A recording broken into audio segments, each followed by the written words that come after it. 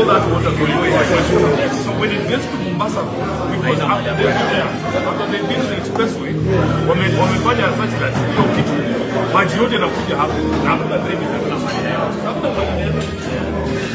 So basically you have to say hapo ni ndogo.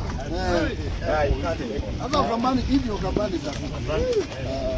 But naona naye akiko dry sana zenye watu wanashangaa. Huko siku. My daughter, my wife.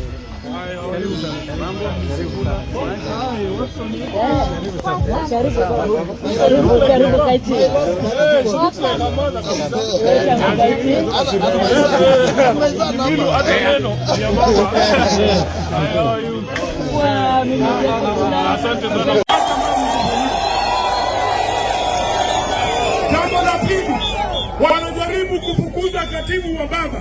Mimi nimewaambia hata wakinitoa kama SG, baba hatawahi kuwa na katibu mwingine. Mimi ndio wa mwisho. Mimi ndio wa mwisho.